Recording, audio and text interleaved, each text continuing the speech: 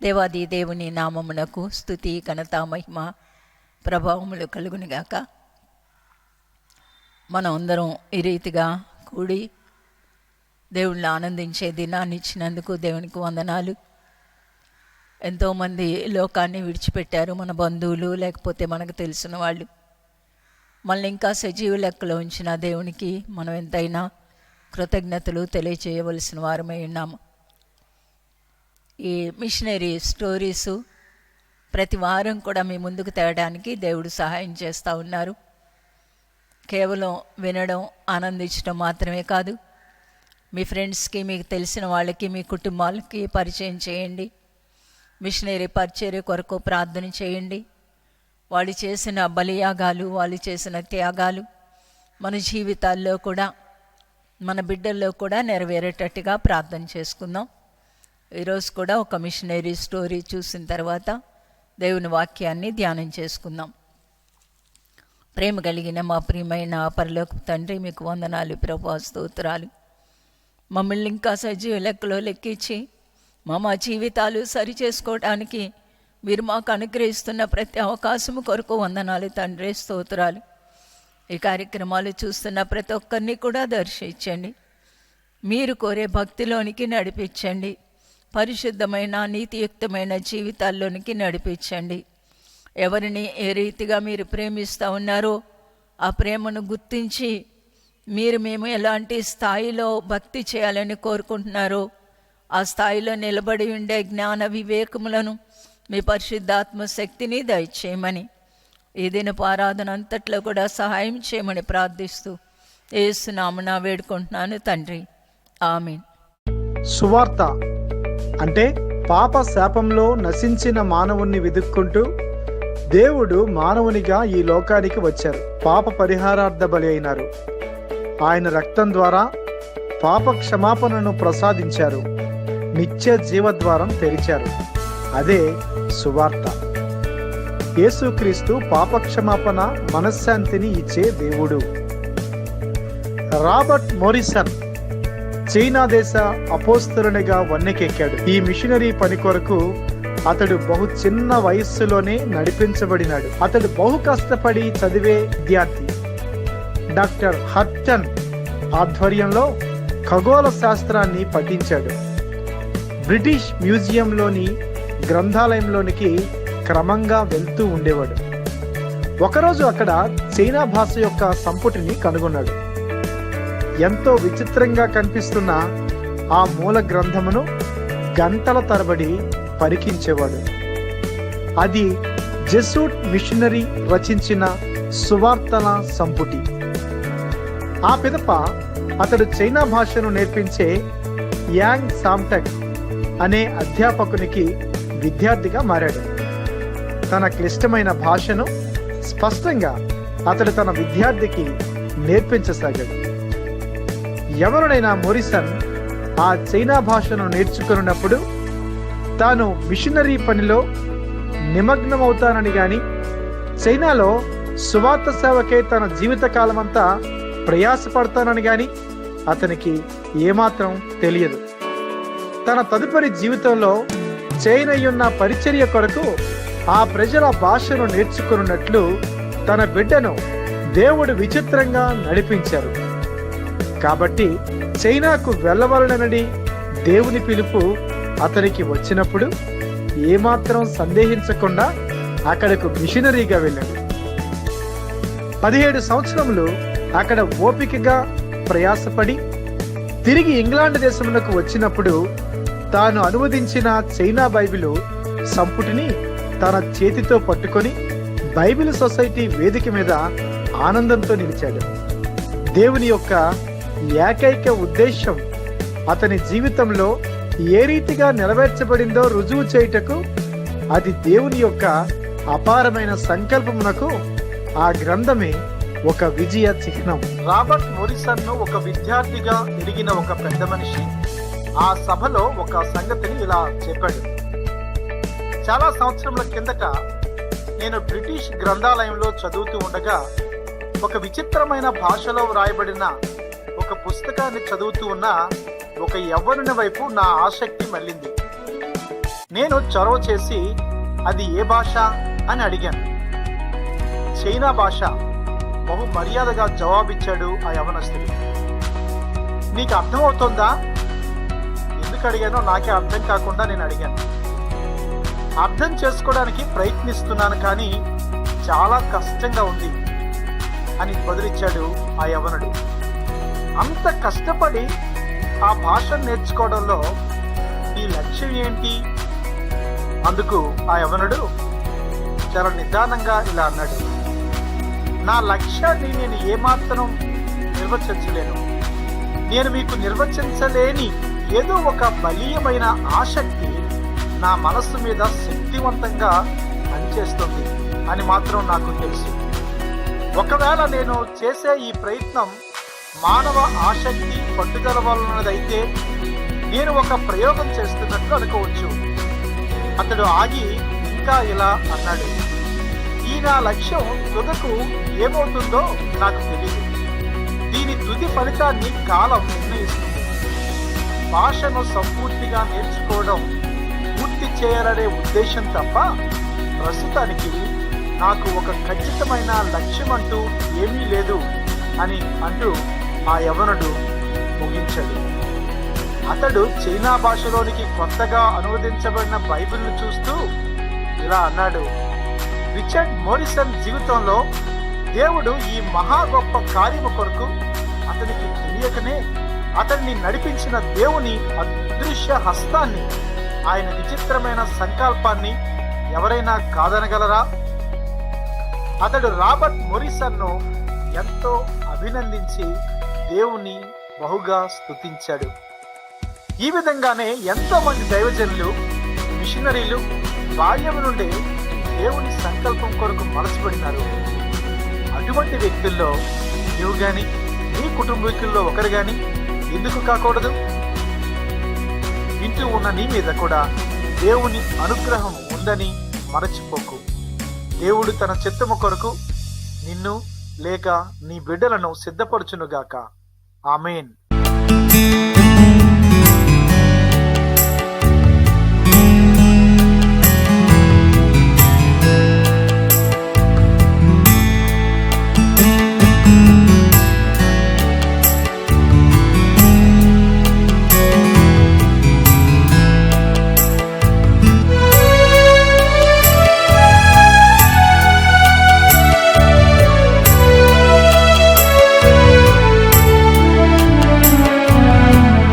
మేలేదు ఓ దేవా, ఆత్మతో బలపరచు, శక్తియులేనాటి నాకు శక్తిని దయచేయుము, శక్తియులేనాటి నాకు శక్తిని దయచేయుము. బలమేలేదు ఓ దేవా,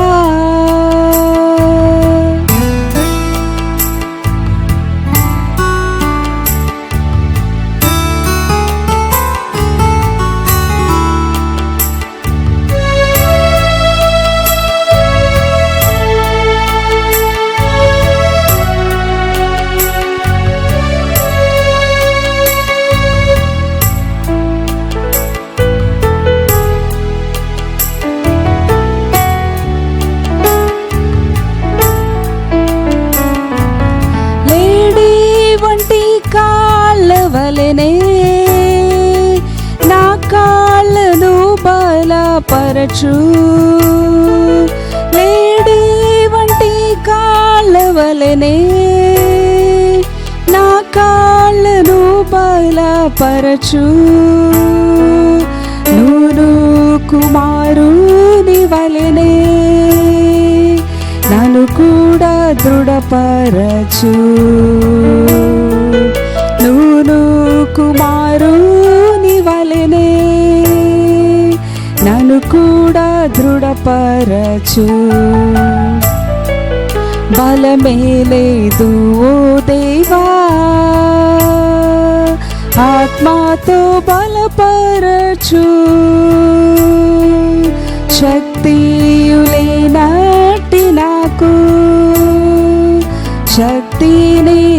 దయచేయుము.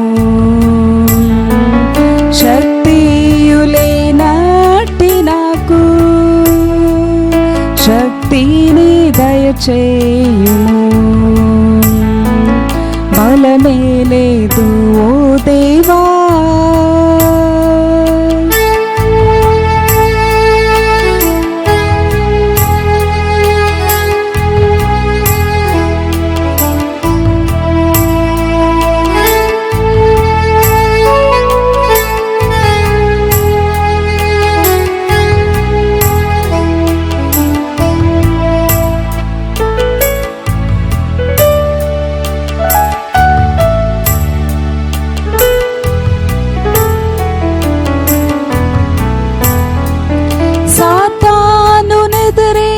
చుటకును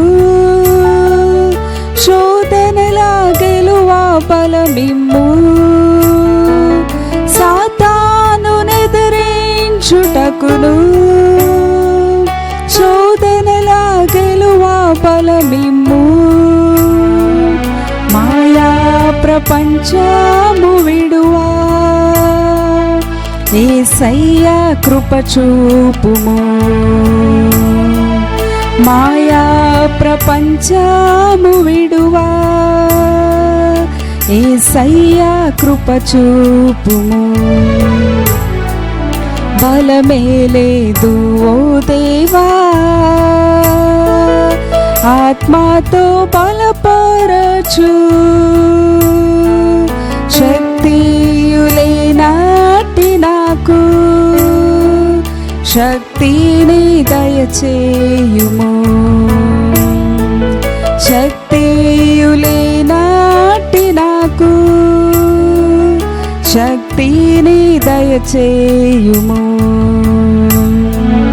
బలమే లేదు ఓ దేవా. దేవాది దేవుని పరిశుద్ధ నామమునకు మహిమ కలుగునిగాక. దేవుని యొక్క అపారమైన కృప దయాదాక్షిణ్యం బట్టి మనందరినీ కూడా దేవుడి రీతిగా కాచి కాపాడుతూ ఉన్నందుకు మనందరం దేవుడిని ఎంతో స్తుతింప బద్ధులం. దేవుని యొక్క వాక్యంలోకి వెళ్ళక ముందు ఈ మధ్య నాలో చెలరేగుతూ ఉన్న ఒక ప్రశ్న లేక 2-3 ప్రశ్నలు. ఈ కరోనా వచ్చింది కదా, ప్రపంచమంతా అల్లాడిపోయారు, మనం కూడా చాలా భయపడిపోయాం.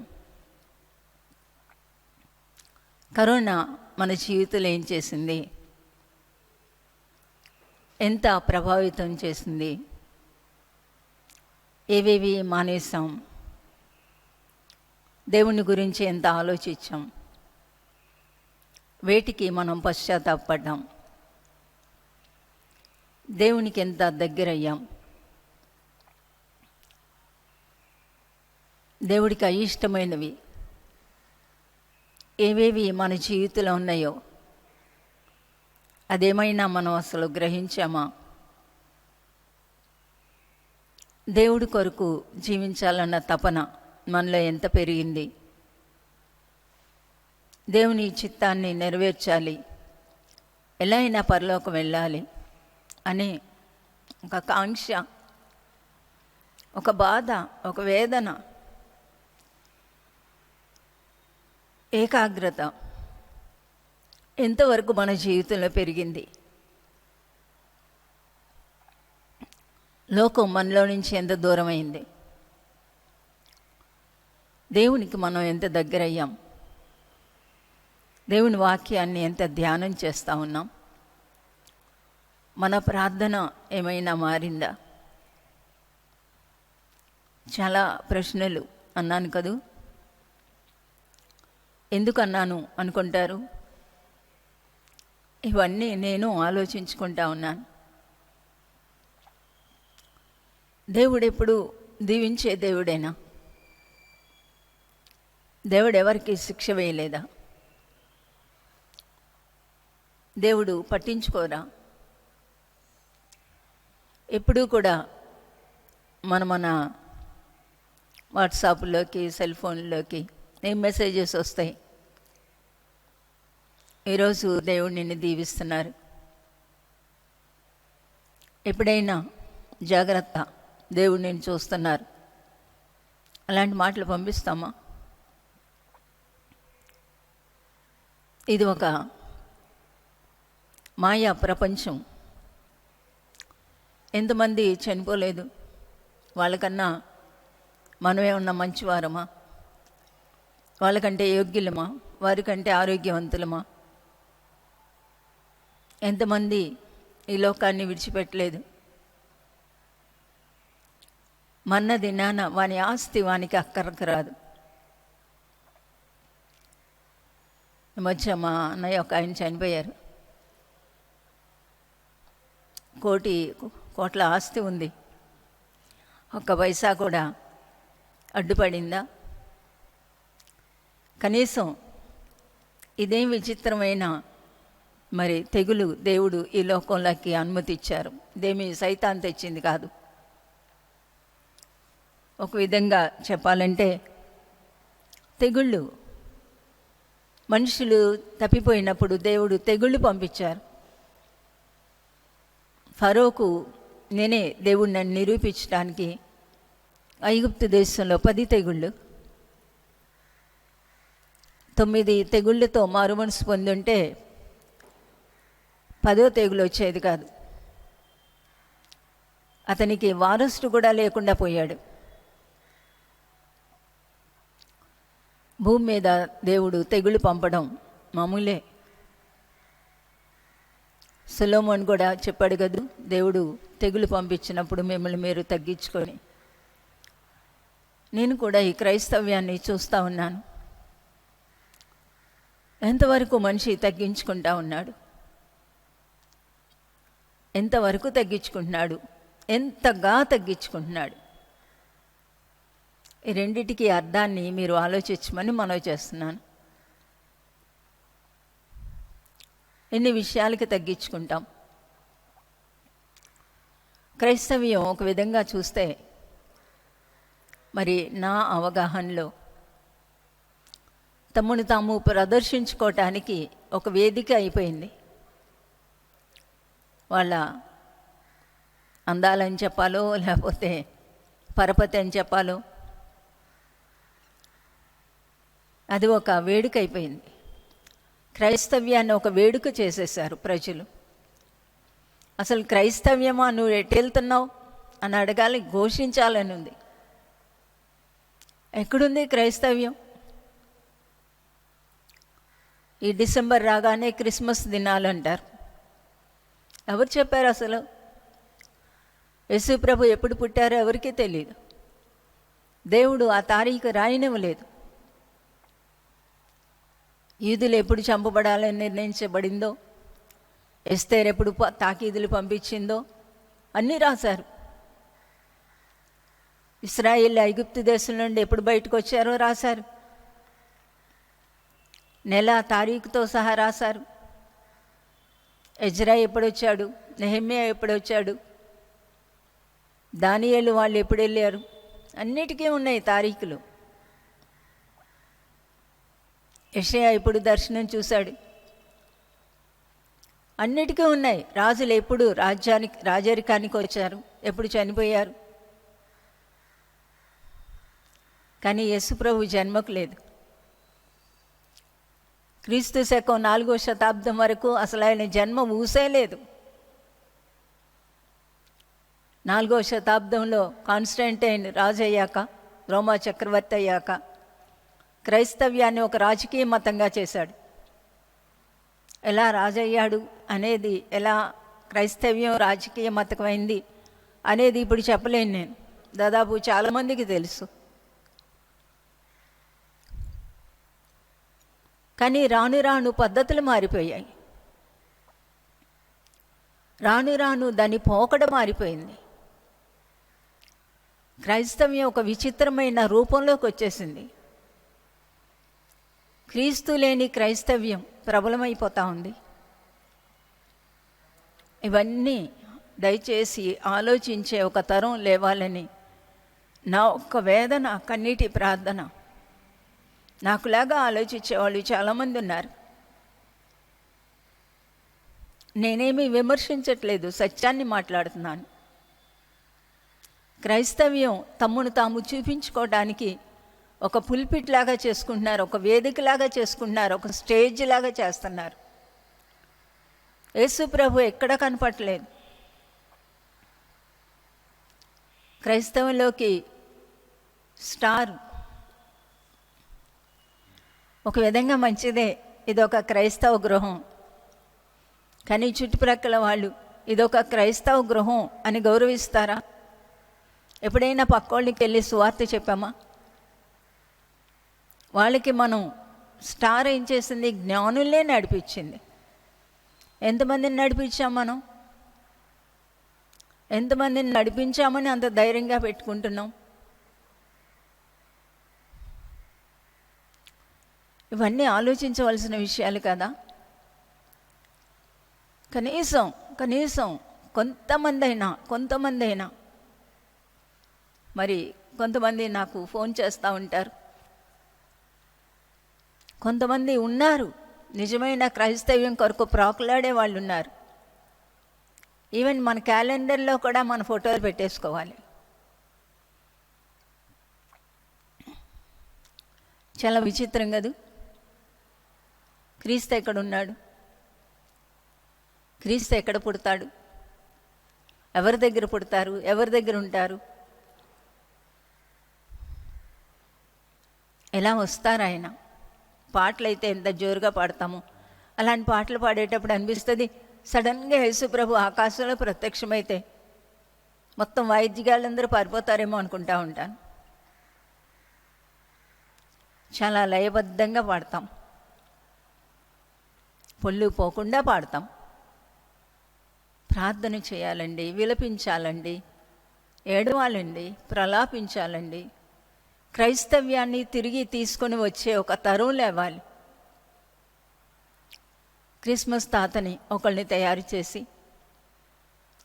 క్రిస్మస్ ఒక వేడుకగా తయారు చేశారు. అసలు క్రీస్తు ఎక్కడున్నారు? ఒక వేడుక, ఒక సరదాన, నవ్వులాట.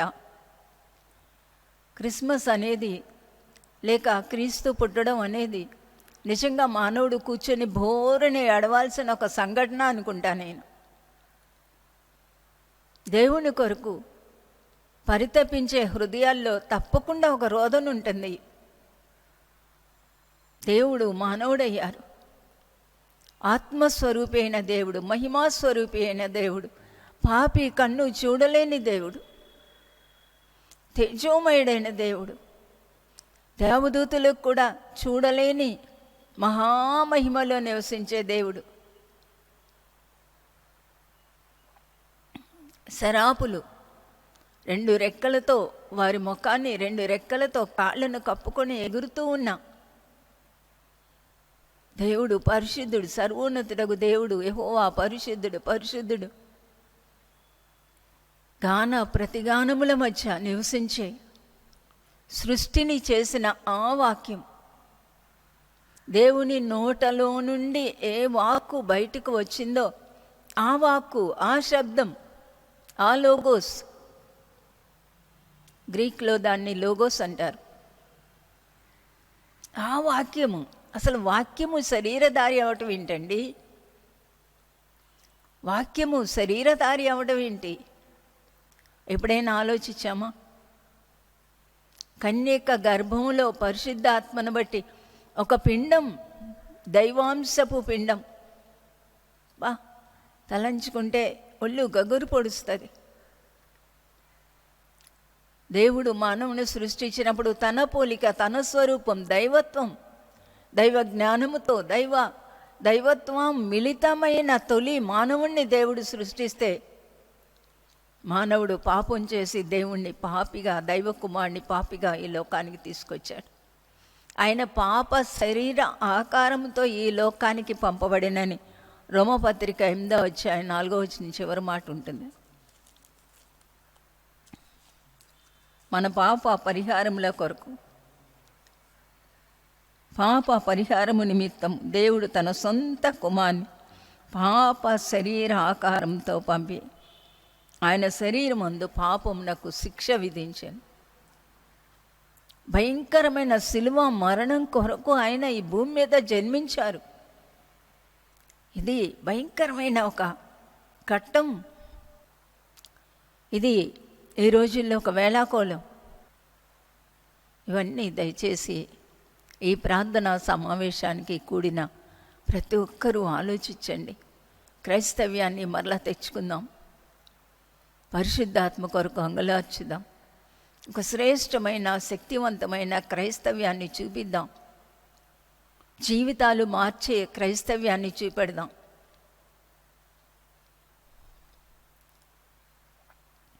ఆది సంఘం ఎప్పుడూ కూడా ఎక్కడా కూడా యేసు జన్మను గురించిన ప్రస్తావన అసలు బైబిల్లో లేనే లేదు. ఆ పుట్టుకను గురించి మత్తయి 1వ అధ్యాయంలో, లూకాలో తప్ప. మత్తయి ఆయన్ను రాజుగా చూపించాడు, లూకా ఆయన్ను మనిషి కుమారుడిగా చూపించాడు. దేవుడు చెప్పనివి మనం చేస్తానికి ఎంత ధైర్యం. దేవుడు వద్దన్నది లేక దేవుడి దగ్గర అసలు ప్రసక్తి లేనిది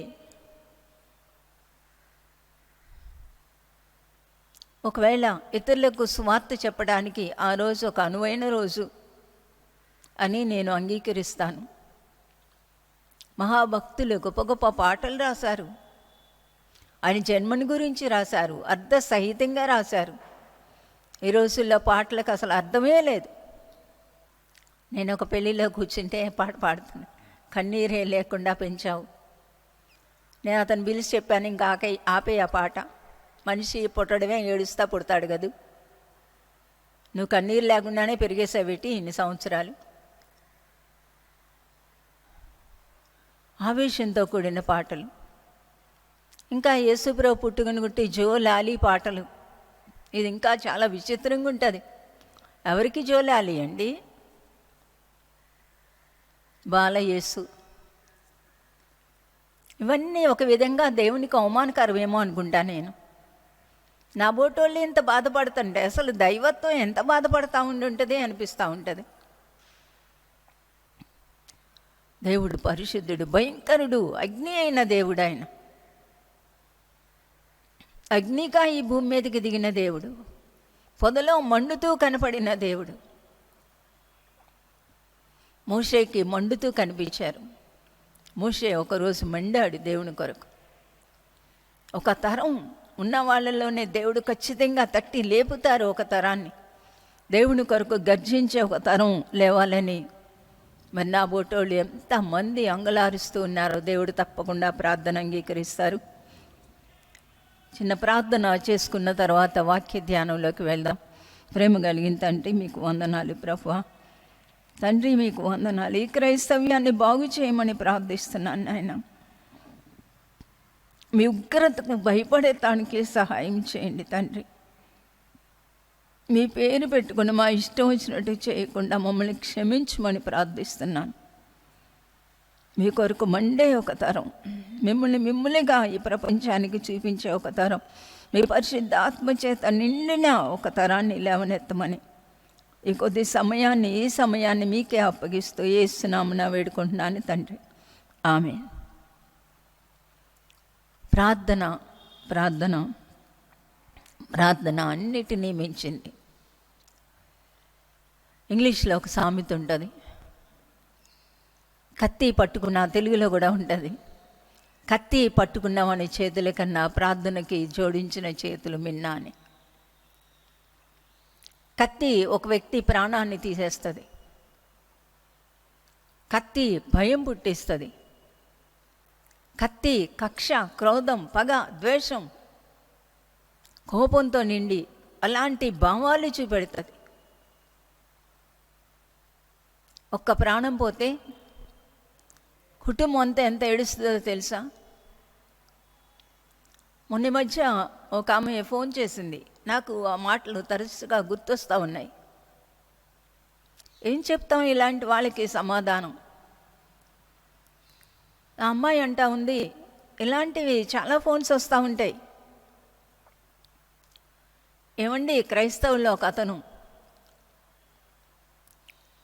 అతనికి ఆల్రెడీ పెళ్ళయిందని నాకు తెలియదమ్మా. నా కోలీగ్ నన్ను ఎంత ఆకర్షించాడు, నా వెంట పడ్డాడు. మేము హిందువులం, మాకు మీకు తగదని చెప్పాను, అయినా కూడా నా వెనక పడ్డాడు. ఈ సంగతి తెలిసి మా ఇంట్లో వాళ్ళందరూ కూడా నన్ను తిట్టారు, కొట్టారు.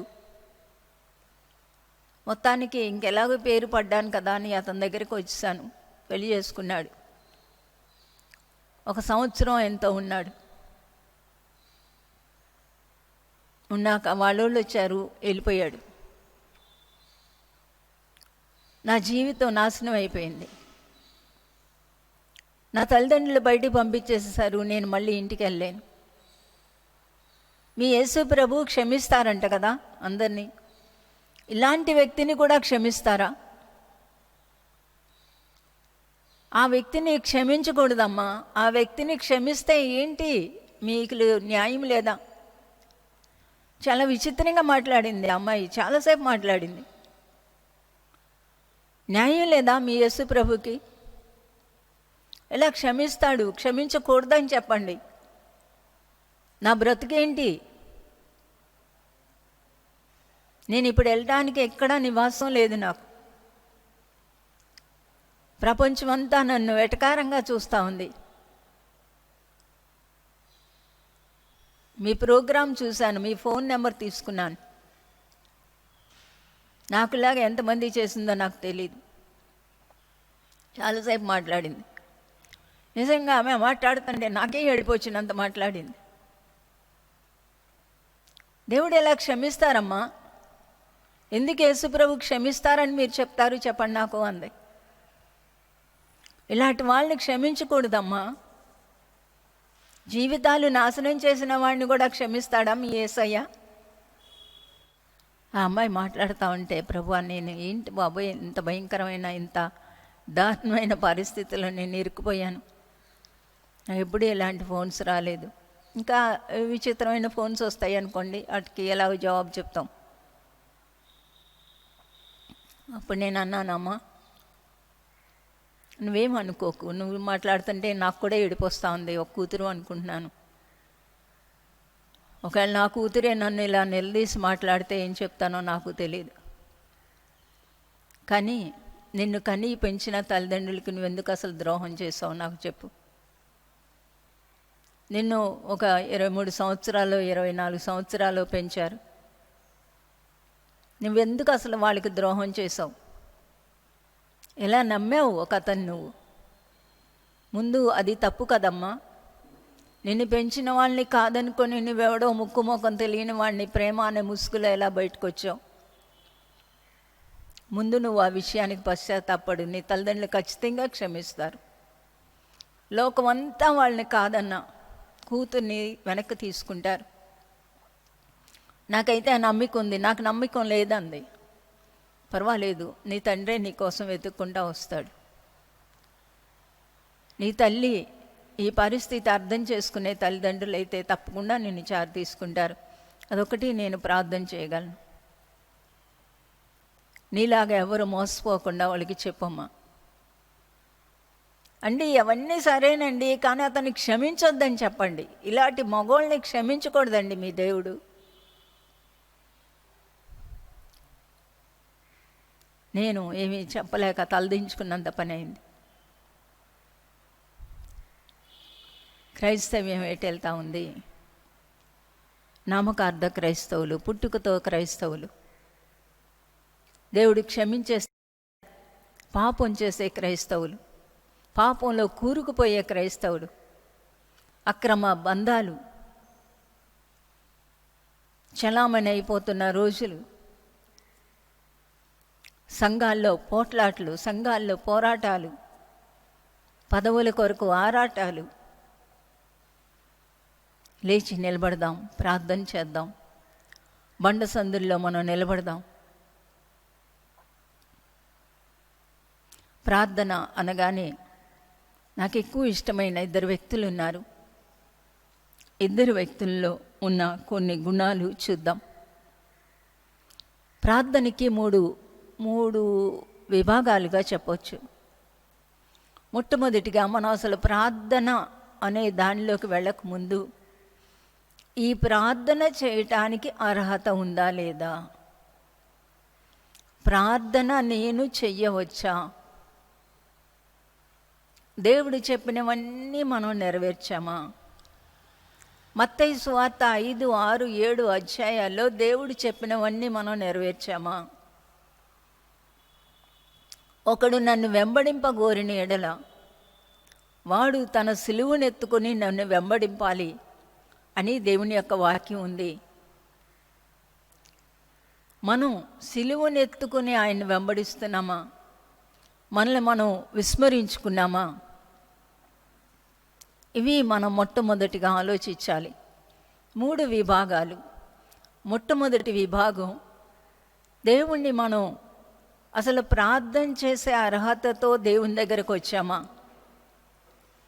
దేవుడు మన పాపాలన్నీ క్షమించారా? మన హృదయం దేవునికి హత్తుకొని ఉందా? అందరితో సమాధానం ఉందా? అందరితో నెమ్మది ఉందా? దేవుడు చెప్పినవన్నీ మనం నెరవేర్చామా? మనల్ని మనం విసర్జించుకుంటున్నామా? డినయింగ్ అంటే సున్నా అనమాట. నేను లేను అని అర్థం. నేను లేను, అహాన్ని చంపుకోవడం.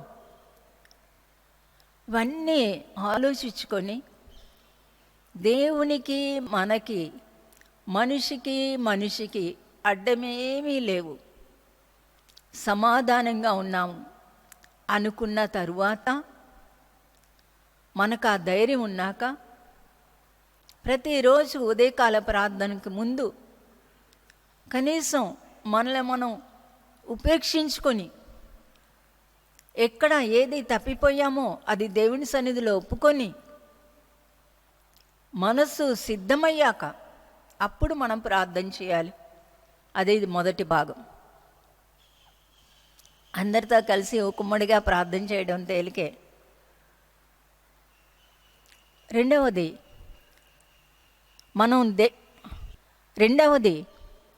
మనం దేవుణ్ణి చూడడం, దేవుని యొక్క ఉనికి చూడడం, ఆయన యొక్క పరిశుద్ధత చూడడం. సుంకరికి పరిసయుడికి తేడా అక్కడే ఉంది. పరిసయుడు తను తాను చూసుకుంటూ మాట్లాడుకున్నాడు, తన స్థితిగతుల్ని బట్టి మాట్లాడాడు. కానీ సుంకరి దేవుని వైపు చూసి మాట్లాడాడు. మన జీవితాల్లో కూడా దేవుని వైపు, ఆయన పరిశుద్ధత వైపు, ఆయన నీతి వైపు, ఆయన క్షమాపణ వైపు, ఆయన ఔన్నత్యం వైపు, ఇవన్నీ మనం చూడాలి. అప్పుడు మనం ఎంత భ్రష్టులము, ఎంత దీనులము, ఎంత పనికిరాని వాళ్ళం, మనల్ని ఆయన ఎలా ప్రేమించగలుగుతున్నారు అనేది మనకే ఆశ్చర్యంగా ఉంటుంది. రెండవ విభాగంలో మనకొక గురి ఉండాలి, మనకొక ధ్యేయం ఉండాలి, మనకొక లక్ష్యం ఉండాలి. ఎందుకు ప్రార్థన చేస్తున్నాం? దేని కొరకు ప్రార్థన చేస్తున్నాం? ఇహలోకమైనవే ప్రాముఖ్యతగా, ఒకవేళ మన అవసరతలు, మన సమస్యలు కావచ్చు. రెండవదిగా ఒక ఆత్మీయమైన గురి కూడా మనం పెట్టుకోవాలి. మూడవది, మనకు ఒక నిశ్చయత వచ్చే వరకు కూడా ప్రార్థన చేస్తాం. ఒక నిశ్చయత రావాలి. దేవుడు నా ప్రార్థన విన్నారు అన్న ఒక గొప్ప ధైర్యం వస్తుంది. ఈ మూడింటికి కూడా నేను మీకు రెఫరెన్సులు చూపెడతాను. మొట్టమొదటిగా మత్తయి సువార్త 5వ అధ్యాయంలో మొట్టమొదటి దానికి మత్తయి 5:23, కావున నీవు బలిపీఠం వద్ద అర్పణము అర్పించుండగా నీ మీద నీ సహోదరునికి విరోధమేమైనాను కలదని అక్కడ నీకు జ్ఞాపకము వచ్చిన యెడల అక్కడ బలిపీఠం ఎదుటనే నీ అర్పణము విడిచిపెట్టి మొదట వెళ్ళి నీ సహోదరునితో సమాధానపడుము, అటు తర్వాత వచ్చి నీ అర్పణము అర్పించు. సిద్ధపాటుకి ఎంత టైం అయినా పట్టొచ్చు, కానీ మనం సిద్ధపడాలి. రెండవది, ఒక ధ్యేయం ఉండాలి. ప్రార్థన అనగానే నాకు ఎక్కువ గుర్తొచ్చే 2 వ్యక్తులు, ఎజ్రా గ్రంథం 9వ అధ్యాయం. ఎజ్రా 9వ అధ్యాయంలో ఎజ్రా ప్రార్థించిన తీరు చాలా ఆశ్చర్యం కొట్ట వచ్చినట్టుగా కనపడతా ఉంటుంది. 3వ వచనాన్ని చదువుతున్నాను. నేను ఈ సంగతి విని, ఏంటి ఆ సంగతి అంటే, చెరలో నుండి వచ్చిన యూదులు అన్యులతో వీయమందారు, అన్యుల పిల్లల్ని పెళ్లి చేసుకున్నారు. నేను ఈ సంగతి విని నా వస్త్రమును పై దుప్పటిని చింపుకొని నా తల వెంట్రుకలను, నా గెడ్డపు వెంట్రుకలను పెరికి వేసుకొని విభ్రాంతి పడి కూర్చుంటిని. చెరపట్టబడిన వారి అపరాధమును చూచి ఇశ్రాయేలు దేవుని మాటకు భయపడిన వారందరూ నా యుద్ధకు కూడి వచ్చిరి. దేవుని మాటకు భయపడిన వారందరూ నా యుద్ధకు కూడి వచ్చిరి. దేవుని మాటకు భయపడేవాళ్ళు ప్రార్థనకు కూడి వచ్చారు. దేవుని మాటకు భయపడేవారు ప్రార్థనకి కూడి వచ్చారు. మనం ప్రార్థనకు కూడి వచ్చినప్పుడు దేవుని మాటకు ఎంతగా భయపడతా ఉన్నాం, దేవుని మాటకు ఎంత విలువ ఇస్తున్నాం, దేవుని వాక్యానికి ఎంత విలువ ఇస్తున్నాం, దేవునికి ఎంత స్థానాన్ని ఇస్తున్నాం, ఎంత విధేయత చూపిస్తున్నాం అనేది చాలా ప్రాముఖ్యమైన విషయం. నేను విభ్రాంతి పడి సాయంత్రపు అర్పణ వేళ వరకు కూర్చుంటిని. సాయంత్రపు అర్పణ వేళ వరకు కూర్చున్నాను. అలాగే కూర్చున్నాడు. చాలా సంవత్సరాలు, ఒక 30 ఏళ్ల క్రితం ఈ మాట నన్ను ఎంతో తాకింది. అవును, దేవుని దగ్గర కూర్చుంటే సాయంత్రం వరకు కూర్చోవాలి, నాకు సహాయం అందే వరకు కూర్చోవాలి అనుకున్నాను. అలాగే కూర్చునేదాన్ని, సాయంత్రం దాకా కూర్చునేదాన్ని. ఏమీ లేదు, ఊరికే కూర్చోవడం. దేవా నన్ను క్షమించు, సేవ అంటే ఏంటో నేర్పించు. సాయంత్రపు అర్పణ వేళను శ్రమ తీరగా నేను లేచి నా వస్త్రమును పై దుప్పటిని చింపుకొని మోకాళ్ళ మీద పడి, మొట్టమొదటిగా సంగతి విన్నప్పుడు పై వస్త్రాన్ని పై దుప్పటిని చింపుకున్నాడు. ఆ మిగిలింది మళ్ళా చింపుకున్నాడు. సాయంత్రపు అర్పణ వేళ మోకాళ్ళ మీద పడి నా దేవుడైన యెహోవా తట్టు చేతులెత్తి, నా దేవా నా దేవా, నా ముఖము నీ వైపు ఎత్తుకుంటకు సిగ్గుపడి కిన్నుడినై ఉన్నాను. అది ప్రార్థన. ప్రజల పాపాలు మనం ఒప్పుకోవడం. అలాగే దానియేలులో ప్రజల పాపాలను దానియేలు ఎలా ఒప్పుకున్నాడు 9వ అధ్యాయం అంతా కూడా మనం చదవగలం. 9వ అధ్యాయం అంతా కూడా చదివి, నేనును నా ప్రజలను మా మీదకి మేము మా దేవుడైన యెహోవా మాట ఆలకింపకపోతిమి, నేనును ఆ ప్రజలను పాపం చేశారు. ప్రతి వచనంలో ఉంటుంది.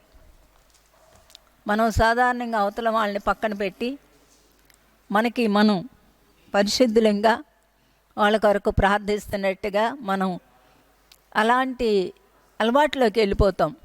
కాదు, నేనును నా ప్రజలను పాపం చేశాం, నేను నా బిడ్డలు పాపం చేశాం అనేది మనం అంగీకరించాలి. రెండవదిగా 10వ అధ్యాయం, ఎజ్రా ఏడ్చుచు దేవుని మందిరం ఎదుట సాష్టాంగపడుచు పాపమును ఒప్పుకొని ప్రార్థన చేసెను.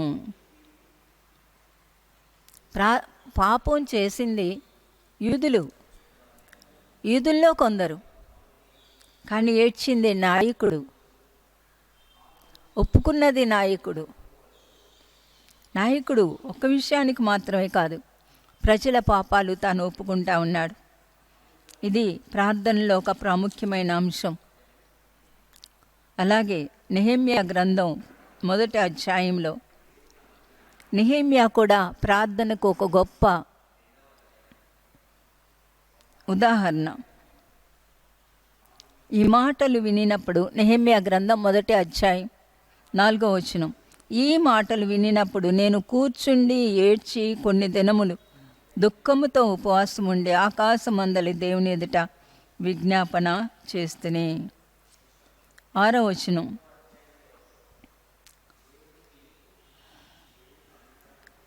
ఐదో లైను చదువుతున్నాను. నీకు విరోధముగా పాపం చేసిన ఇశ్రాయేలు కుమారుల దోషమును నేను ఒప్పుకొనుచున్నాను. నేనును నా తండ్రి ఇంటి వారు పాపము చేసి ఉన్నాము. 7. నీ ఎదుట బహు అసహ్యముగా ప్రవర్తించితిమి. 7వ వచనం 3వ లైను. నీవు నిర్ణయించిన ఆజ్ఞలనైనను కట్టడలైనను విధులనైనను మేము గై కొనకపోతిమి. ఇది ప్రార్థనలో మరొక అంశం. అవతల వాళ్ళని ఎదుర ఉన్న వాళ్ళని వేలు పెట్టి చూపించడం కాదు. నేనును నా ప్రజలను, నేనును నా కుమారుడు, నేను నా బిడ్డలు, నేను నా కుటుంబం తప్పిపోయాం. వాళ్ళు తప్పిపోయారు. వాళ్ళు తప్పిపోవడానికి కారణం నేను సరిగ్గా ప్రార్థన చేయక. నేను వాళ్ళు కూడా తప్పిపోయాం. మనల్ని మనం యేసు ప్రభువారు తన్ను తాను ఒక పాపిగా ఆయన ఈ లోకానికి వచ్చారు. ఇలా మనం ప్రార్థన చేయడం, అలాగే దానియేలు గ్రంథంలో ఉన్నవన్నీ కూడా మనం నేను నా ప్రజలు, మేము అనే మాట, నేనును ఆ ప్రజలను పాపం చేశాం అనేది మనం ఒప్పుకుందాం. అలాగా విరిగి నలిగిన హృదయంతో ప్రార్థన చేసినప్పుడు దేవుడు తప్పకుండా మన మనవి ఆలకిస్తారు. పదే పదే మనం ప్రార్థన చేసేటప్పుడు దేవుడు నా మొర ఆలకించారు అన్న ఒక నిశ్చయత మనకు కలుగుతుంది. ఆ నిశ్చయత కలిగిన తరువాత మనం చాలా దేవుని స్తుతిస్తూ హృదయం అంతా కూడా తేలికై ఉంటుంది. 1 సమూయేలు గ్రంథం 1వ అధ్యాయం 18వ వచనం 2వ లైన్ నుంచి చదువుతున్నాను. తరువాత ఆ స్త్రీ తన దారిని వెళ్ళిపోయి భోజనము చేయుచు నాట నుండి దుఃఖముఖిగా ఉండుట మానెను. ఏడుపంతా వెళ్ళిపోతుంది, భారం అంతా వెళ్ళిపోతుంది, తెలియని రీతి అయినా సంతోషం వస్తుంది. దేవుడు మన ప్రార్థన అంగీకరించారనే ఒక నిదర్శనం మనకు జరుగుతుంది. అలాగే మార్కు సువార్త 14వ అధ్యాయంలో కూడా ప్రభువారు నువ్వు ప్రార్థన చేసినప్పుడు, మార్కు సువార్త 11వ అధ్యాయం, మార్కు సువార్త 11:24. అందుచేత ప్రార్థన చేయనప్పుడు మీరు అడుగుచున్న వాటినెల్లా పొంది ఉన్నామని నమ్ముడి, అప్పుడు అవి మీకు కలుగునని మీతో చెప్పుచు. మీరు ప్రార్థన చేసినప్పుడు మీరు అడిగేవన్నీ కూడా దేవుడు మీకు ఇచ్చారని నమ్మండి. ఇవన్నీ మేము పొందుకున్నామని నమ్ముతున్నాము అలాంటి మాటలు కాదు. మనం నమ్మి దేవుని స్తుతిస్తాం. అలాంటి ప్రార్థన నిశ్చయత కలిగి ఉండటానికి దేవుడు మనకి సహాయం చేయనుగాక. దేవుని యొక్క వాక్యాన్ని మనం విన్నాం. ఈ క్రిస్మస్ ఏది కూడా వ్యర్థంగా దయచేసి చేయొద్దని మాటి మాటికి కూడా మనవి చేస్తూ ఉన్నాను. దేవుడు కోరనిది, దేవుడికి ఇష్టం లేనిది, దేవుడు మన దగ్గర ఎదురు చూడనిది ఏది కూడా చేయకుండా జాగ్రత్త పడమని మనవి చేస్తూ ఉన్నాను. యేసు ప్రభు వారు పుట్టినప్పుడు ఆ తల్లి పాత గుడ్డలు ఆయనకి చుట్టింది. ఆ చుట్టడం అనే మాట ప్రభువారు సిలువలో చనిపోయాక ఆయనకు ఆ వస్త్రాన్ని చుట్టారు, ఆ శరీరానికి. ఈ రెండిటికి కూడా ఒకే గ్రీక్ పదం వాడబడింది. కాబట్టి ఆయన ఈ లోకానికి రావడమే పాప పరిహారం కొరకు వచ్చారు. ఇది ఒక పండుగ కాదు. పండగ అయితే ఒకరోజు వెళ్ళిపోతుంది. దేవుని నమ్మిన మనకు ప్రతిరోజు కూడా ఆయన చేసిన త్యాగంలో ఆనందిస్తాం. ఆయన సిలువలో ధన్యులమవుతాం. ఆయన కార్చిన రక్తంలో కడగబడతాం. కాబట్టి ఇదేదో బాహ్యమైన దానికి పరిమితం చేయొద్దని పదే పదే మనవి చేస్తూ ఉన్నాను. రెండవ ప్రాముఖ్యమైన విషయం, 18వ తారీఖు ప్రార్థనా దినంగా నిర్ణయించుకున్నాం. కాబట్టి వచ్చే వారం కొరకు మీరు ఇప్పటి నుండి ప్రార్థన చేయండి. మీకు తెలిసిన వాళ్ళకి చెప్పండి, మీ సంఘాల్లో కూడా చెప్పండి. మీకు ఎవరైనా దైవజనులు తెలిస్తే వాళ్ళకు కూడా చెప్పండి.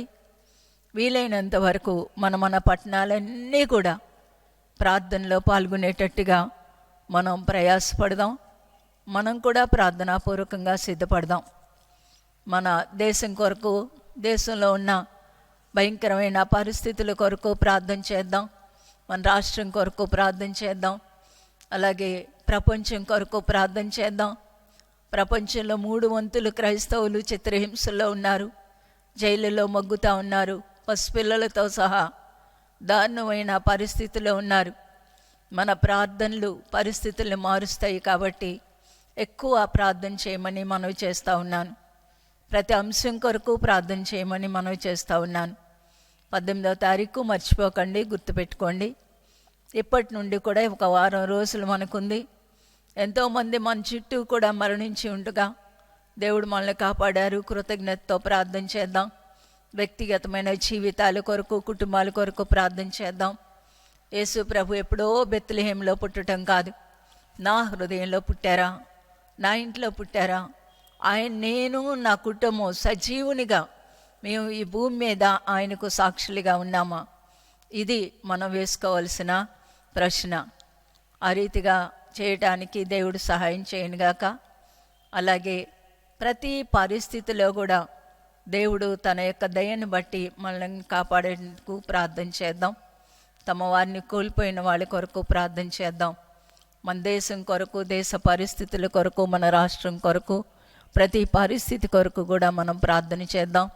అలాగే క్రైస్తవ్యంలో ఉన్న అక్రమాలన్నీ కూడా పోయేటట్టుగా, ప్రతి భ్రష్టత్వం పోయేటట్టుగా, క్రైస్తవంలో ఉన్న జీవపు డంబం, దేవునికి అయిష్టమైన ప్రవర్తన అంతా కూడా పోయి ఒక మాదిరికరమైన క్రైస్తవులుగా కనపడేటట్టుగా మనం ప్రార్థన చేసుకుందాం. ప్రేమ కలిగిన మా ప్రియమైన పరలోకపు తండ్రి, మా కొరకు ఈ భూమి మీదకి దిగి వచ్చిన ఆ దినాలను తలంచుకోవటానికి మమ్మల్ని ఇంకా సజీవ లెక్కలో ఉంచిన ప్రభా మీకు వందనాలు. మాకన్నా ఎంతో బలవంతులు ఈ లోకాన్ని విడిచిపెట్టారు స్వామి. వారికంటే మేమేమీ యోగ్యులం కాదు. కేవలం మా జీవితాలు ఇంకా బాగు చేసుకోవడానికి, ఇంకా పరిపూర్ణతలోనికి రావడానికి మీరు అనుగ్రహిస్తున్న ఈ తరుణాల కొరకు వందనాలు. మేము అది గుర్తెరిగి జాగ్రత్తగా ప్రవర్తించుకోవడానికి, ముఖ్యంగా ఈ దినాల్లో ఏ నామకార్థత లేకుండా ఒక స్వేచ్ఛగా, సజీవంగా, యథార్థమైన హృదయాలతో మిమ్మల్ని సేవించుకోవటానికి సహాయం చేయండి. అనేకులను నీ వైపు తిప్పగలిగే అవకాశాలు ప్రతి ఒక్కరికి అనుగ్రహించమని 18వ తారీఖు జరిగే ప్రార్థన కొరకు మమ్మల్ని అందరినీ కూడా సిద్ధపరచమని మనవి చేసుకుంటూ యేసు నామమున వేడుకుంటున్నాను తండ్రి, ఆమేన్. దేవుడు మనతో ఉండి ఒక శ్రేష్టమైన భక్తి చేయటానికి మనందరినీ నడిపించునుగాక. ఆమేన్.